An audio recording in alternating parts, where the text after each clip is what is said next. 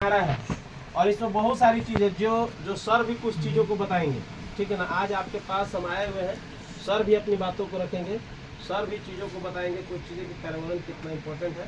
क्योंकि ये मेरा एक मुहिम है।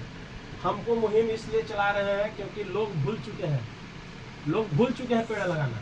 तो जब तक आपके माइंड में नहीं बोया जाएगा, जब तक ये बीज हम आपके बीच में नहीं डाल देंगे, तब तक हम चैन से नहीं बैठेंगे।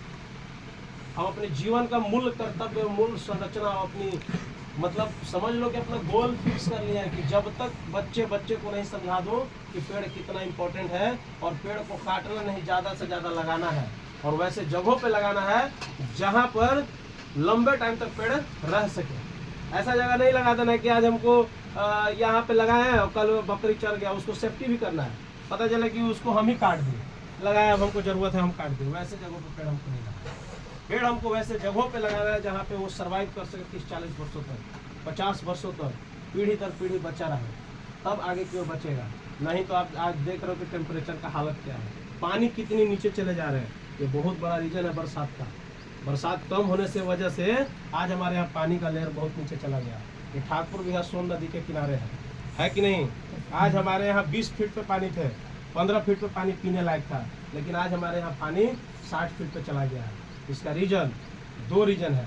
पहला रीजन जो बालू, जो खनन विभाग के द्वारा बालू को जो रोका नहीं जा रहा है, समझ रहे हो ना बात को। जो बालू जो जिससे सोन नदी के पानी जो है लेयर बाई लेयर, जैसे बालू खत्म होगा तो लेयर तो टूट रहा है, उसका लेयर भाग रहा है। उसके वजह से जो पहले हमारे यहाँ बरसात में जो लेयर ऊपर आ जाते थे, आज वो बालू कटने की वजह से लेयर पूरी तरह से नीचे चले जा रहे हैं। तो सबसे पहला खनन विभाग का सबसे बड़ा गलती है, जो इन्होंने इतना छूट दे रखा है कि ये पूरी तरीका से हमारे यहाँ के लेयर को पानी का डाउन कर दिया।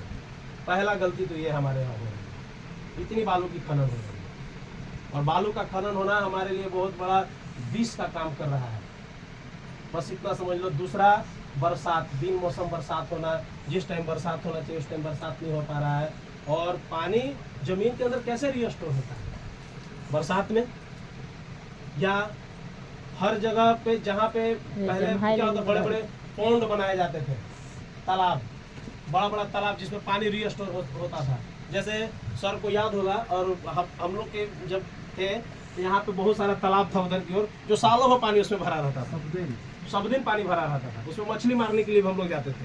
हमको याद है कि उसमें तो हम लोग मछली को करने के लिए जब हम लोग जाते थे, कभी कभी गए तो देखे कितना पानी भरा हुआ रहता था। वहाँ पे सालों में मछली रहती थी। आज वहाँ पे पानी नहीं है, पूरा पोखरा सूखा हुआ है। क्यों सूख गया पोखरा? जिसको तालाब हम लोग बोलते हैं, उसके गांव में देहात में पोखरा बोलते हैं। पोखरा क्यों सूख गया? पोखरा इसलिए सूख गया क्योंकि लेयर हमारा सबसे ज्यादा नीचे चला, बहुत नीचे चला गया। तो एक बार इस सब चीज़ों को, बातों को ध्यान में रखना है कि अगर हमें एक ही चीज़ को नहीं बचाना, पर्यावरण में हर तरह की चीज़ों को बचाने के लिए एक ही उपाय है, ग्रीन गोल्ड के पीछे भागना। किसके पीछे भागना है? Green gold. तो हम लोग का एक ही नारा है कि नहीं चाहिए सोना चांदी, हमें चाहिए ग्रीन गोल्ड। नहीं चाहिए सोना चांदी, हमें चाहिए ग्रीन गोल्ड। क्या चाहिए? ग्रीन गोल्ड हमें सिर्फ चाहिए, और दूसरा कुछ भी चीज नहीं चाहिए। अगर ग्रीन गोल्ड रहेगा तो हम लोग हर चीज से लड़ लेंगे, बीमारी से लड़ लेंगे, हम लोग हर तरह के स्वास्थ्य को ख्याल रख लेंगे, हर तरह के वो